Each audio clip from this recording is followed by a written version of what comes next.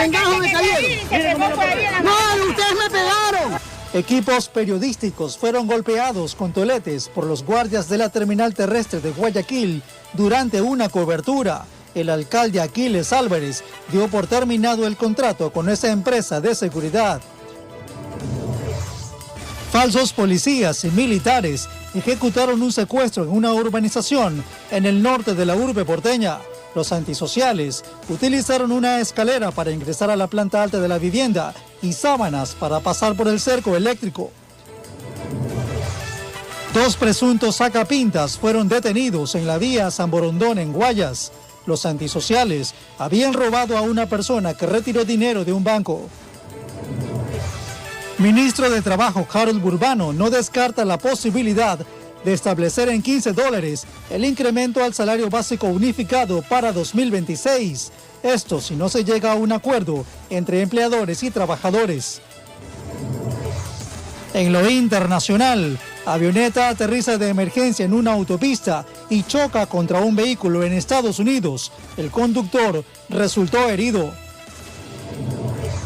Así empieza la noticia. Emisión estelar.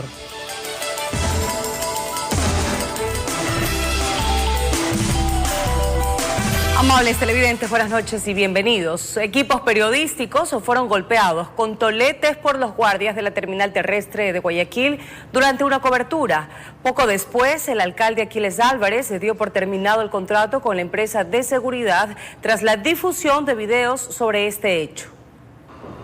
La cobertura de un conato de incendio en el patio de comidas de la terminal terrestre de Guayaquil terminó en una agresión contra los trabajadores de algunos medios de comunicación. Era la 1 de la madrugada cuando desde la avenida Benjamín Rosales algunos camarógrafos captaban imágenes de los bomberos que estaban afuera del edificio.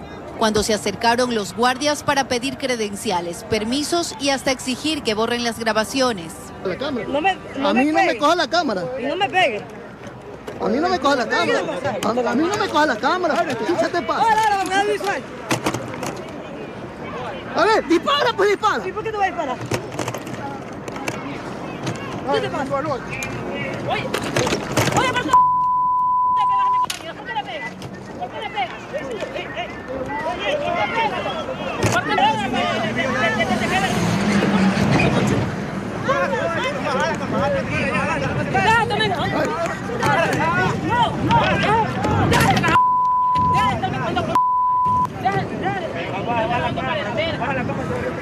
Baja la cámara y ahora te leo.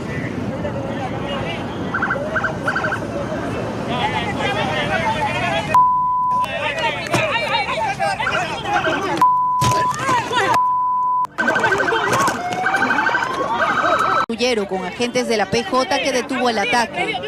Tú tienes que aprender a respetar. Tienes que aprender a respetar. Miren cómo lo ha partido mi compañero. Vengajo me cayeron. No, ustedes me pegaron. Jeremy Obando, el reportero de TC Televisión que cubre el turno de la madrugada, por ejemplo, terminó con 6 puntadas en la cabeza. En la fiscalía, donde puso la denuncia junto a su camarógrafo, le dieron 9 días de incapacidad. Horas después de lo ocurrido, el alcalde de Guayaquil, Aquiles Álvarez, dispuso la terminación unilateral del contrato con la empresa de seguridad. Con agentes de control municipal y las empresas de seguridad que tenemos contratadas del holding, ir cubriendo para realizar esta transición hasta tener que contratar una nueva empresa que realice el control de la seguridad de los bienes del terminal terrestre. ¿Cuántos guardias trabajan normalmente en la terminal? Normalmente estamos en todos los turnos cerca de 80 a 90 guardias. Informó Carolina Pimentel. Bien, a esta hora de la noche nos enlazamos con nuestro equipo periodístico, Maite Morán y Charlie Pisa. Compañeros, bienvenidos. Empezamos contigo, Charlie, y los detalles de un secuestro que se registró. Por favor, adelante, coméntanos más detalles. Buenas noches. Sí, esto ocurrió en Ceibos, al norte de Guayaquil, donde los secuestradores aprovecharon las horas de la madrugada para ingresar al complejo residencial y para llegar hasta la casa utilizaron una escalera y había un cerco eléctrico en aquella vivienda y utilizaron sábanas para no sufrir ninguna descarga en ese lugar o en esa vivienda. Los detalles les tendremos en la siguiente nota, veamos. Se acercaron a la garita en horas de la madrugada y eran 3 camionetas blancas y una negra. Se bajaron uniformados, decían que iban a realizar una inspección, pero al instante sacaron armas de fuego, pistolas y un fusil. Se trataban de delincuentes que se hicieron pasar como militares y agentes de la policía judicial, para posteriormente amenazarlos y amarrarlos en el interior de la caseta de seguridad. Se llevaron los teléfonos celulares de los guardias y también el dispositivo que almacena los videos de las cámaras de vigilancia. Habían estudiado todo el territorio y así entraron a la urbanización, donde secuestraron a un ciudadano. Llegaron hasta una de las villas y utilizaron una escalera. Colocaron sábanas en el cerco eléctrico para entrar a las habitaciones superiores. A los pocos minutos, los celadores entraron al domicilio ubicado en esa urbanización de Los Ceibos, al norte de Guayaquil, y esta se encontraba sin sus habitantes. Llamaron a la Policía Nacional, que arribó con sus unidades investigativas y especializadas, y aquí hallaron una vaina percutida de fusil y 2 municiones calibre 9 milímetros. En tanto, la UNACE realiza las respectivas investigaciones para dar con el paradero de la víctima. Aquí habitaban 2 hombres, uno miembro de las Fuerzas Armadas en servicio pasivo y su hermano, los 2 en calidad de inquilinos, informó Charlie Pisa. Antes de este sector residencial o de esta urbanización en Ceibos están preocupados por lo ocurrido en horas de la madrugada, y también hace pocos días ocurrió en la vía Salitre. Ahora se presentó en Ceibos con sujetos que vestían uniforme militar y de la policía judicial. Hay preocupación en ese sector por lo que está ocurriendo, porque llegan a amenazar y apuntar a los guardias en las caritas. En tanto, en cuanto al caso, la DINASEC sigue buscando con la UNACE a esta persona que fue secuestrada. Se habla de un ciudadano, pero que en esa casa vivían 2, y todo eso estamos también tratando de averiguar con el distrito Ceibos, pero por ahora no se han pronunciado en cuanto a este nuevo caso de secuestro. Adelante.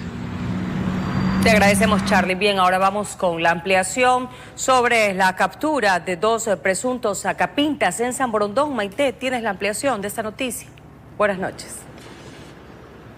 Así es, Anali, Charlie, amigos televidentes. Justamente aquí donde me encuentro, en la vía a San Borondón, se registró la detención de 2 sacapintas, como tú indicabas. Esto ocurrió luego de que a una persona que salía de una entidad bancaria le intentaron asaltar.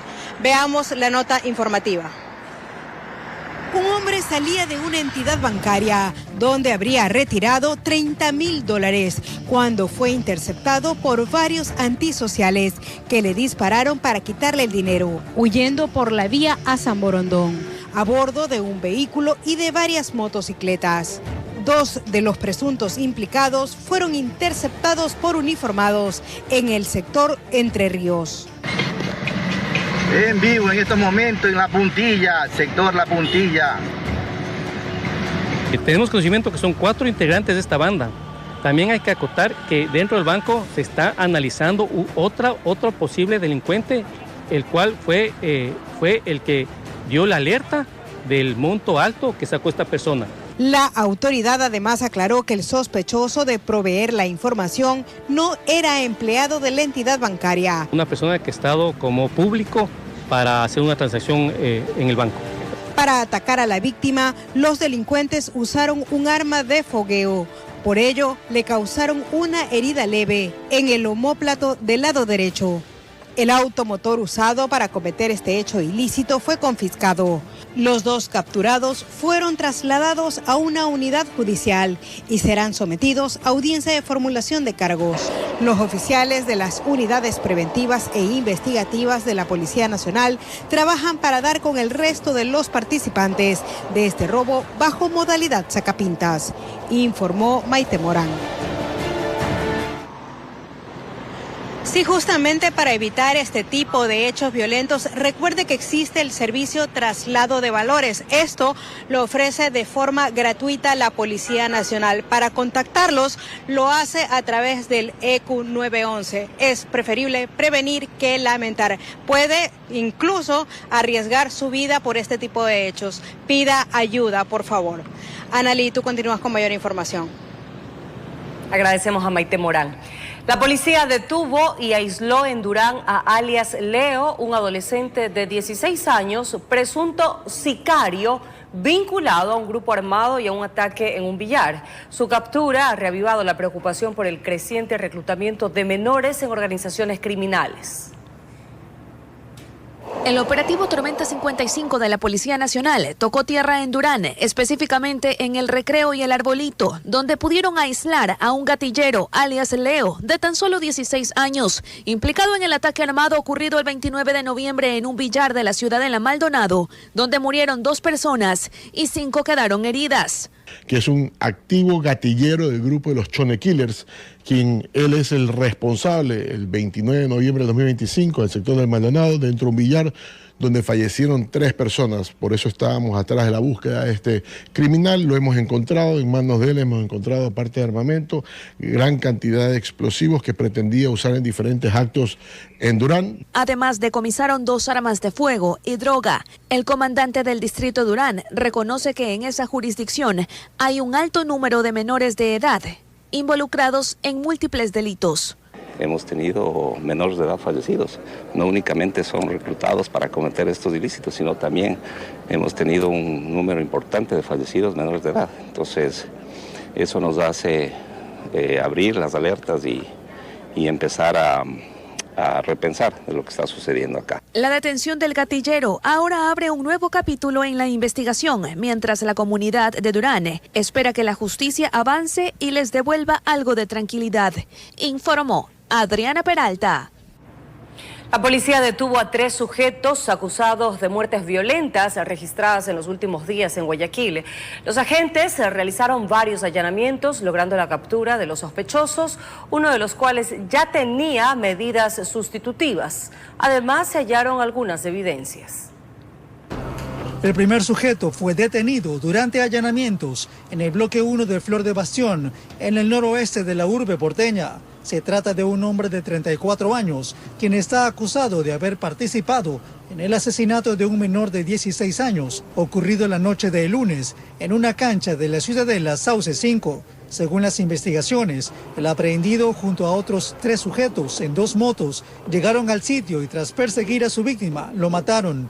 El teniente coronel Sebastián Valladares, jefe de la DINASED, señala que el sospechoso ya había sido capturado por otro delito. El hoy aprehendido tiene antecedentes por secuestro extorsivo en el 2024, en febrero del 2024, e incluso estaría al momento con medidas sustitutivas. Encontraron en el allanamiento varios indicios asociativos, tales como la ropa, la vestimenta, el casco, y también dentro de la búsqueda que se realizó se pudo encontrar varios proyectiles. Los otros 2 detenidos están acusados de la muerte de un hombre en el sector de La Chala. Según la policía, el móvil del crimen habría sido la pugna por el control de territorio para la venta de droga. La víctima era un hombre de 39 años con antecedentes por robo. Se pudo establecer a través de las técnicas de investigación varios indicios asociativos con este hecho violento, entre los cuales tenemos una motocicleta, la vestimenta utilizada por las personas que intervinieron en este hecho violento. Estos ciudadanos no tienen antecedentes, sin embargo son mayores de edad y estarían vinculados a algún tipo de GDO que todavía estamos tratando de verificar. Tanto los detenidos como las evidencias fueron puestos a órdenes de la justicia para su respectivo proceso, informó Wilber Quiñones. 3 personas perdieron la vida en ataques perpetrados por sicarios en 2 cantones de la provincia de El Oro. Uno de los fallecidos sería una víctima colateral. El primer ataque armado se dio en este taller de reparación y mantenimiento de vehículos. Eran aproximadamente las 12 del día de este martes 9 de diciembre cuando sujetos armados ingresaron detrás de un ciudadano que intentaba salvar su vida. Y de manera inmediata, pues al parecer habría estado siendo perseguido pues, por 2 motocicletas con 4 ocupantes, quienes se bajan pues, de la moto, ingresan al taller y les propinan varios disparos, en este caso a la persona que le estaban persiguiendo, que es un ciudadano de 50 años. Los criminales dispararon en diferentes direcciones dentro del lugar. Las balas impactaron también a un joven quien estaba haciendo arreglar una moto en la mecánica. Resulta como víctima colateral un ciudadano de 22 años, quien estaba pues cumpliendo las funciones de labores de mantenimiento de este tipo de automotores. Las víctimas fueron identificadas como Marlon Enrique Severino Zapata, de 50 años, y Yariel Ezequiel Hurtado Olaya, de 21. Según el comandante, el ataque estaba dirigido contra Severino Zapata. En el lugar se hallaron indicios balísticos de armas cortas y largas. De los indicios, pues tenemos varios indicios, son calibre 5.56, es decir, estos delincuentes utilizaron pues armas de largo alcance y de grueso calibre con la finalidad pues de asegurarse en cumplir pues la muerte de su víctima. Cabe mencionar que este ataque con víctimas mortales se dio al frente de una unidad educativa. El segundo crimen se registró en la vía La Cuca del Cantón Arenillas. En el lugar fue interceptado y disparado Lenín Alfredo Escobar Córdoba, de 31 años, quien se movilizaba en una moto. Se conoció que ninguno de los 3 fallecidos tenía antecedentes penales. Informó Richard Ceballos. En otro tema, el ministro del Trabajo, Harold Burbano, no descarta la posibilidad de establecer en $15 el incremento al salario básico unificado que regirá en el 2026. Esto si no existe acuerdo entre empleadores y trabajadores. La fecha para definir el monto es el 20 de diciembre. Optimistas llegaron a la primera reunión del Consejo Nacional de Trabajo y Salarios para definir el salario básico unificado que regirá en el 2026. El ministro Harold Burbano puso sobre la mesa de análisis una cifra con base a la inflación acumulada. Yo creería que con esos datos la estimación sería entre $10 y $20, pero vamos claramente a conversar en este espacio. Más de eso no se puede, sería irresponsable con el país, irresponsable con los diferentes sectores. Menos de eso también creo que sería ser muy injustos. Pero 1 hora y media aproximada de reunión a puerta cerrada bastó para que los empleadores le digan no al ministro del Trabajo. Nosotros nos ceñimos siempre a las cifras, a lo técnico. ¿Por qué? Porque eso es lo que establece la ley. Es esta fórmula a la que ya hemos hecho mención con los datos del Banco Central, del Ecuador y del INEC, y esa cifra a nosotros nos arroja un valor de $8. Los trabajadores tienen sus propias aspiraciones. La propuesta técnica del sector trabajador es de $20, mirando todas las variables directamente que se han presentado aquí. Con esos datos del régimen cambió de idea, dejando de lado los $20 para hablar de un rango técnico que estaría entre 11 y 15, respaldado en el artículo 118 del Código del Trabajo, que establece el incremento tomando en cuenta la inflación y proyección del índice de precios al consumidor. Además, con la inflación acumulada del 2025 y proyección del Instituto Nacional de Estadísticas y Censos INEG para el próximo año, entre 2,51% y 3,20%. Se tiene plazo hasta el 20 de este mes para fijar el monto. Caso contrario, la última palabra, como ha ocurrido en los últimos años, la tiene el gobierno nacional. Si me toca fijar a mí, yo obviamente tendré el tope más alto de este cálculo técnico, si es que me toca a mí hacerlo de manera impositiva. Con esto a la espera de la siguiente reunión, que podría ser en esta misma semana o máximo la próxima. Tomemos en cuenta que en la actualidad el salario básico es de $470, informó Héctor Romero. Ecuador evitó pagar más de $13.000 millones en el proceso de arbitraje Chevron. La decisión del Tribunal Internacional redujo en más del 93% la multimillonaria pretensión que tenían 2 empresas petroleras. La Procuraduría General del Estado anunció un resultado favorable para el Ecuador en el arbitraje internacional iniciado por las empresas petroleras Chevron Corporation y Texaco Petroleum Company, conocido como el caso Chevron 3. En esta fase del proceso, orientada únicamente a establecer el monto de daños tras la responsabilidad declarada en 2018, el Tribunal Arbitral fijó una indemnización muy inferior a la solicitada por las empresas. Chevron y Texaco reclamaban más de $3.350 millones por una supuesta denegación de justicia y otras violaciones al Tratado Bilateral de Inversiones entre Ecuador y Estados Unidos. Sin embargo, tras varios años de alegatos y pruebas, el tribunal determinó que el Ecuador deberá pagar cerca de $221 millones, una cifra que representa solo el 6.6% del valor pretendido por las demandantes. La Procuraduría explicó que este resultado es fruto del trabajo conjunto entre su equipo jurídico y una firma internacional, que lograron demostrar que los montos reclamados eran sobredimensionados. carecían de sustento técnico o legal o no podían ser exigidos. El tribunal acogió la mayoría de los argumentos del Estado, fijando 180.4 millones de dólares por capital y 40.4 millones por intereses previos al laudo. Con esta resolución, Ecuador evita desembolsar más de 3.130 millones de dólares, un hito relevante dentro de un litigio que lleva más de 10 años.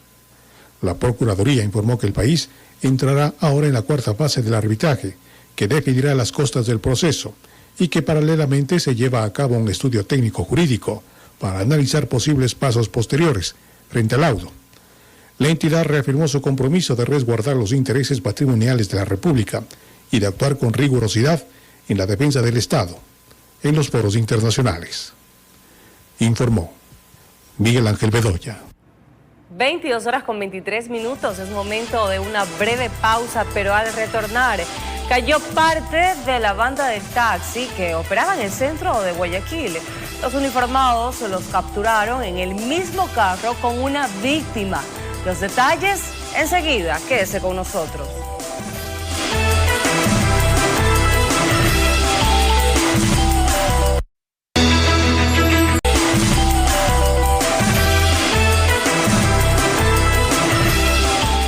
De regreso con lo anunciado. Queridos amigos, cayó parte de la banda del taxi que operaba en el centro de Guayaquil. Estos delincuentes habían robado a un ciudadano que iba en calidad de pasajero. Los uniformados los capturaron en el mismo carro con una segunda víctima. Este es el taxi del terror en el que muchos ciudadanos fueron asaltados. Solicitaban una carrera y en la ruta se subían 2 personas más para despojar al pasajero de todas sus pertenencias. Hasta los llevaban a los cajeros para retirar dinero. Una de las últimas víctimas avisó inmediatamente a la policía lo que había vivido en el interior del automotor. Solicitó el servicio de un taxi en las calles 9 de octubre y Boyacá, con rumbo al barrio Centenario. El vehículo prácticamente se detiene y deja que aborden 2 ciudadanos más al interior del mismo, procediendo a sustraerse lo que es dinero en efectivo, tarjetas de débito. Agentes de la Policía Judicial se activaron y corroboraron que era el carro con las mismas placas e imagen de una cooperativa de taxis en las puertas. 3 sujetos fueron detenidos y andaban con una segunda víctima. Es así que gracias a la denuncia de una persona que fue objeto en horas de la mañana, personal de la Policía Judicial realiza este operativo y logramos dar con los autores de este evento que se estaba dando a varias personas. Las investigaciones de los gendarmes determinaron que no andaban solos. Ellos atacaban con otros sujetos que iban en diferente automotor. Se conoce que también estaba participando otro vehículo que estamos dentro de una línea investigativa que al momento Policía Judicial está realizando las investigaciones de ley. La policía pide a los ciudadanos que se han sido asaltados en un vehículo con estas características pueda acercarse a brindar más información de forma reservada, informó Charlie Pisa. 3 sujetos fueron detenidos en delito flagrante. Los antisociales secuestraron a un conductor de aplicaciones móviles después de solicitar una carrera con dirección al norte de Quito. Uno de los sospechosos tiene 7 antecedentes penales. Bueno, las amenazas fue que me quede tranquilo, que no haga nada, que este era un secuestro, que iban a extorsionar a mi familia y que iban a pedir rescate y todo eso, ¿no? Es el testimonio de la víctima, un conductor de aplicaciones móviles, a quien le solicitaron una carrera desde la Mariscal hasta Pomasqui. Los acusados, estos 3 hombres ecuatorianos que se lo llevaron a la fuerza, secuestrado en su propio automotor. Juan dice que lo amarraron de las manos y por el cuello. Con lo mismo, los cables del celular, de los cargadores. ¿Dónde le amarraron? Atrás en las manos. ¿En el cuello también? Fue con una cuerda. La consigna era robarle. Le vaciaron la cuenta y se le llevaron unas cuantas monedas. El auto era la meta. Esto le dijeron. Pero bueno, que el caso eso sí que me olvide porque esto no iba a aparecer. ¿Dijeron que eran de algún grupo? No dijeron de algún grupo que eran, pero eso sí que me iban a votar por lejos, a unas 2 horas de por ahí. El propietario, golpeado y aún nervioso, relata que la policía impidió una tragedia pues los uniformados hicieron parar la marcha del carro cuando el afectado estaba dentro, en un punto bastante alejado de Pomaski. No son nuevos en el cometimiento de estos delitos, 2 de ellos con antecedentes penales, 1 con 7 procesos legales en su contra. Y Diego G., que es el que tiene un prontuario de antecedentes por robo, por asesinato, por tenencia de armas de fuego. Como evidencias, está el carro, un tanto golpeado, pues los sospechosos trataron de escapar de los uniformados. No se encontró más indicios. Ellos estuvieron armados. Al momento de que estaba en la persecución, pues ellos se comenzaron a deshacer de su arma de fuego, la cual en la búsqueda no pudimos encontrarla. La situación se torna compleja para los conductores de las aplicaciones. 3 casos en los últimos días, entre ellos, cuando intentaron matar a un conductor a la altura del Comité del Pueblo, y el más reciente, en Nueva Aurora, donde asesinaron a un taxista por robarle el vehículo. Estos incidentes se investigan. Informó Marilyn Jaramillo. El operativo Apolo 13.0 movilizó a policías y militares en múltiples cantones del Guayas, dejando detenidos, vehículos incautados y 2 víctimas de secuestro liberadas. El ministro del Interior, John Reinberg, afirmó que el despliegue apunta a golpear la infraestructura de las bandas criminales que operan en las zonas. Desde la madrugada de este martes 9 de diciembre, fuerzas policiales y militares activaron el operativo Apolo 13.0 en distintos puntos de la provincia del Guayas, una acción coordinada que busca frenar la disputa territorial entre organizaciones delictivas. La intervención comenzó a las 3 de la madrugada y se extendió por Juján, Milagro, Naranjal, El Triunfo, El Empalme y Yaguachi. El ministro del Interior, John Reinberg, confirmó durante un recorrido en El Empalme que el despliegue apunta a golpear la infraestructura criminal de los grupos que mantienen conflictos por el control de actividades ilícitas en las zonas. Hemos dado un golpe a varias estructuras, sobre todo a lo que es los choneros y las águilas. Esto está dirigido primero a aquellos que están haciendo asaltos en los carreteros de la vía de Guayas, de lo cual ya hemos tenido resultados. Como parte de la intervención, unidades tácticas ingresaron a sectores utilizados para el microtráfico. En estos puntos localizaron dinero en efectivo, materiales para el embalaje de droga y otros elementos relacionados con economías ilegales. Como bloque de seguridad hemos ingresado a este domicilio donde hemos encontrado armamento, hemos encontrado municiones, hemos encontrado una gran cantidad de dinero en efectivo, lo que nos hace entender de que entre los delitos que esta persona se encuentra es microtráfico. Encontramos fundas pequeñas donde usted pone droga normalmente para luego almacenarla y poderla vender. Y además estamos investigando qué otro tipo de delito estaría la persona involucrada aquí en este sector. Como ve, en estos momentos se están fijando, está el armamento, está el dinero, ¿no? Y están las monedas que son comunes cuando usted está en el delito de microtráfico.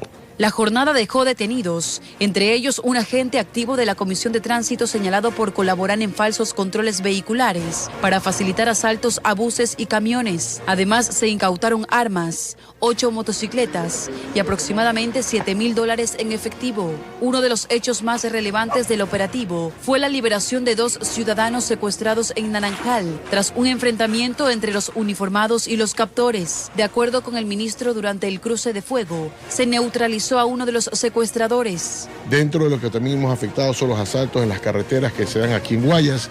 Hemos encontrado armamento tipo fusiles, hemos encontrado pistolas, municiones, los 8 detenidos, y también durante esta operación se logró liberar a 2 personas que se encontraban secuestradas, y durante la liberación hubo enfrentamientos entre la Policía Nacional y los secuestradores.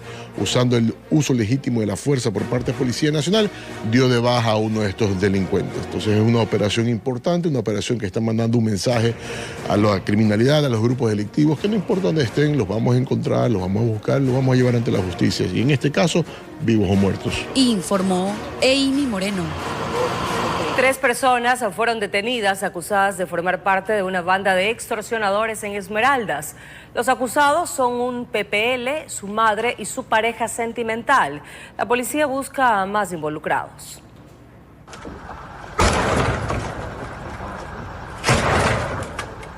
Lo que usted va a escuchar es parte de una de las llamadas que le hicieron a un comerciante, al que le exigían dinero, a cambio de no matarlo a él o a su familia. La vida suya y la vida de sus hijos.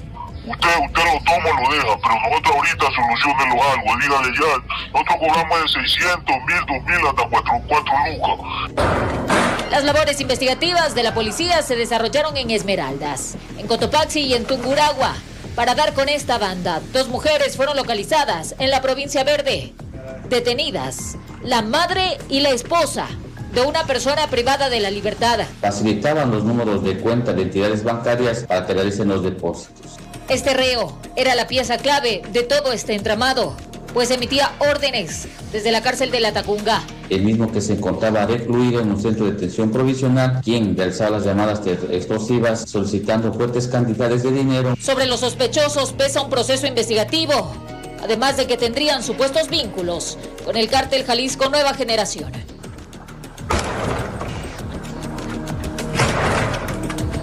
Informó Marilyn Jaramillo. La Corte Nacional de Justicia determinó continuar con el llamado a juicio contra un total de 21 personas, entre ellas el expresidente de la República, Lenín Moreno, en calidad de autor directo, así como familiares de Conto Patiño, señaladas como cómplices dentro de una presunta red de sobornos en el caso Sinohydro.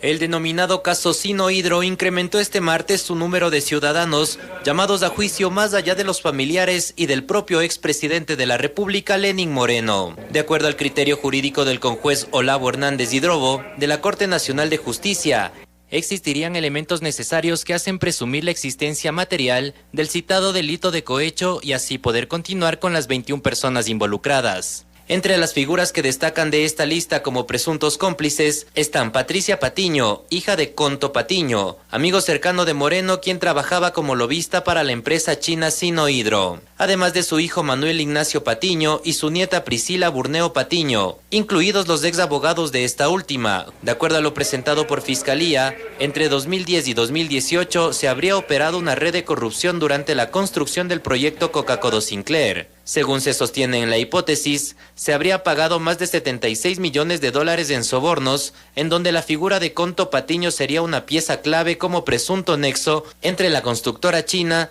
y las decisiones finales dentro del Ejecutivo. Esto a través de su empresa Recorsa para el supuesto pago de coimas. Finalmente, la Corte precisó que de las 21 personas, 7 estarían en calidad de autores directos, grupo donde se le incluye a Lenín Moreno, Conto Patiño, además de Cai Rungou, ex embajador de China en Ecuador, mientras que las 14 personas restantes figuran en calidad de cómplices, donde se les incluye a Rocío González, esposa de Moreno, Irina y Guillermo Moreno, hija y hermano respectivamente del exmandatario. La Corte Nacional de Justicia también precisó que la causa pasará a conocimiento de un tribunal de juicio de la Sala de lo Penal, conforme lo determina la ley, informó Ítalo Salazar. El gobierno ecuatoriano firmó un memorando con su similar de Emiratos Árabes Unidos para canalizar ofertas laborales. El programa impulsará oportunidades de empleo reguladas para que los trabajadores ecuatorianos puedan viajar a dicho país. El memorando se firmó en el marco de la visita presidencial que el primer mandatario, Daniel Noboa, realizó a Emiratos Árabes Unidos. Explicaron desde la Cancillería, implementará programas de movilidad laboral y facilitará oportunidades de empleo reguladas para trabajadores ecuatorianos en territorio emiratí. Señalaron que el acuerdo prevé mecanismos de coordinación entre el Ministerio de Relaciones Exteriores, el Servicio Público de Empleo del Ecuador y el Ministerio de Recursos Humanos de Emiratos Árabes Unidos para establecer procesos de selección y contratación coordinados y transparentes. De esta manera, las empresas emiratíes autorizadas a contratar extranjeros podrán ofertar puestos temporales para los ecuatorianos según sus necesidades. Las autoridades indicaron que las vacantes serán publicadas en la página web de la Cancillería o en el portal Encuentra Empleo, https://encuentraempleo.trabajo.gov.es.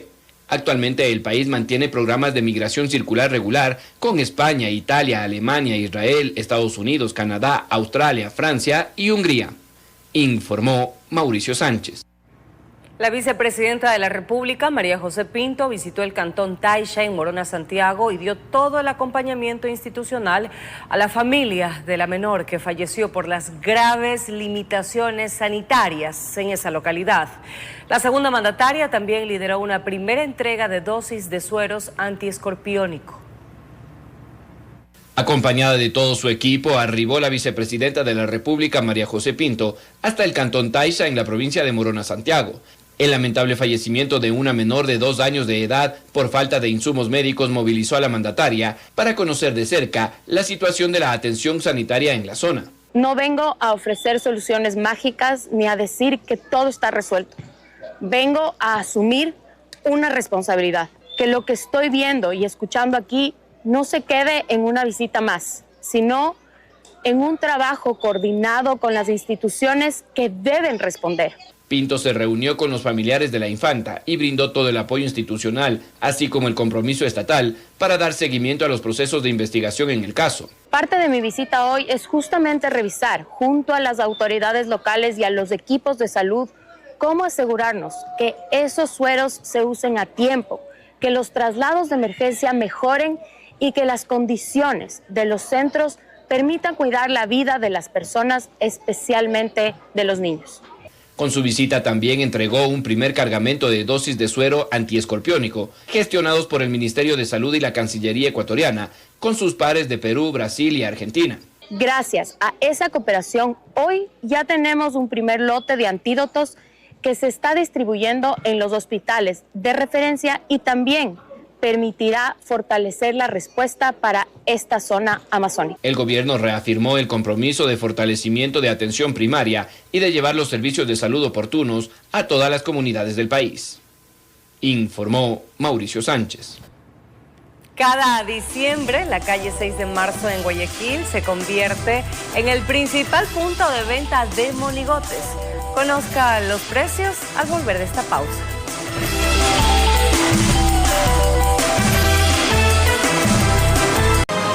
Hoy viajamos al corazón de la televisión ecuatoriana para reencontrarnos con dos producciones que marcaron a generaciones. La Feria de la Alegría y Acertijo, programas emblemáticos de RTS que no solo hicieron historia en la pantalla, sino que dejaron huella en la memoria colectiva de miles de hogares. ¡En vivo! A ver, barra número 1, aplausos. La Feria de la Alegría fue el primer formato game show que combinó concursos creativos con artistas invitados y una plantilla de modelos y bailarinas. La versión original venía desde Miami y luego se hizo la producción nacional. El programa, conducido por el recordado Marco Vinicio Bedoya, fue cuna de varios talentos. Me descubre Eduardo Golmes, quien era director de Feria de la Alegría. Yo trabajaba ya desde los 14 años en otro canal de televisión. Me había presentado como bailarina de grupos internacionales y luego animé un especial musical internacional y Feria de la Alegría RTS me llama. Yo ya venía haciendo teatro, ¿verdad? Con Osvaldo Segura y todo su equipo. El estudio era justamente en el Teatro 9 de Octubre, entonces constantemente, que era donde estaba el estudio de la feria también. Yo llegué por medio de un concurso.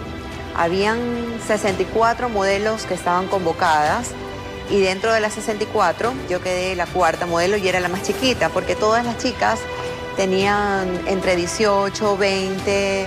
21 años y yo entré con 13 años. Quienes participaron en la Feria de la Alegría recuerdan cómo era el movimiento detrás de cámaras, los detalles y demás para sacar un exitoso programa al aire. Eduardo Olmes siempre fue mi profesor.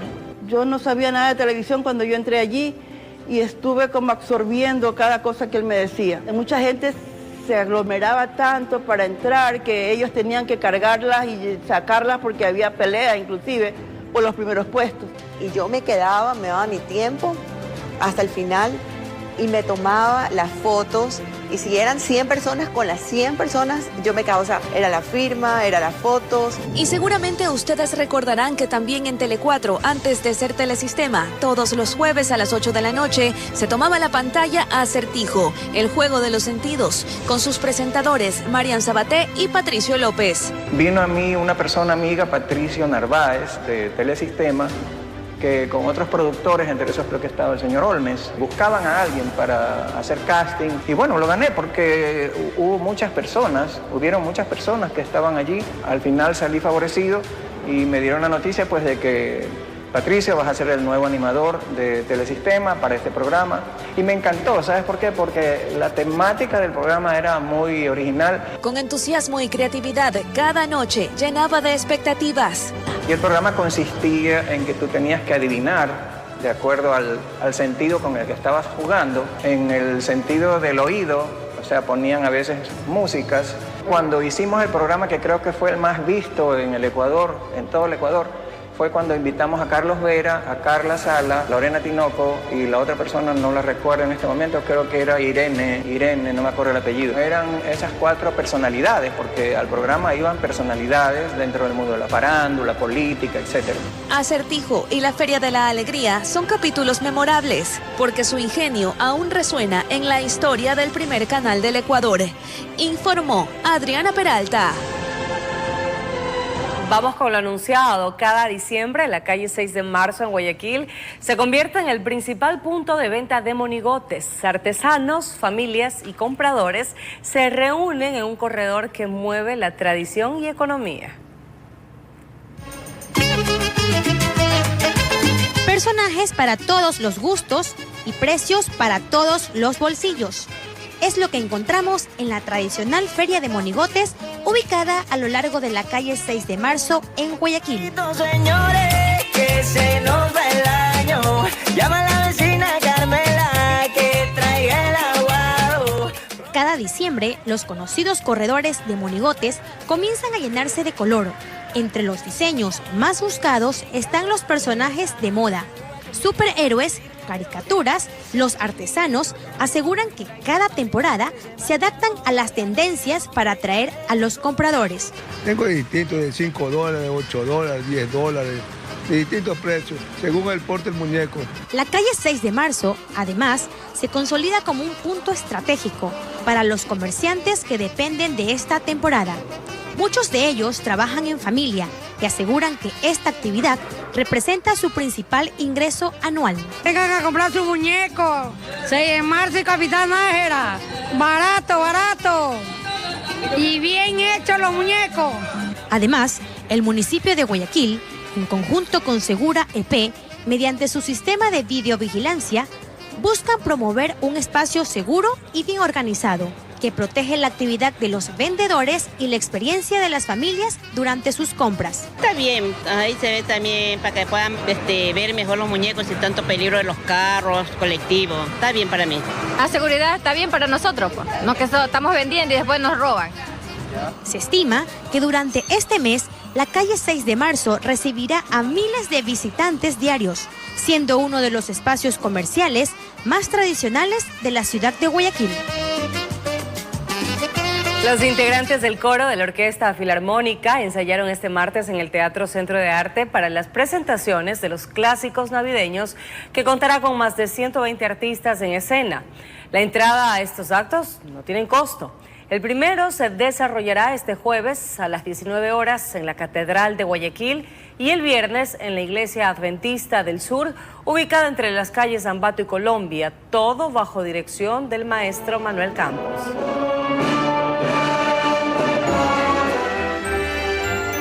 Aprovechemos esta fecha tan especial para abrazar con gratitud todo lo recibido. ¡Feliz Navidad!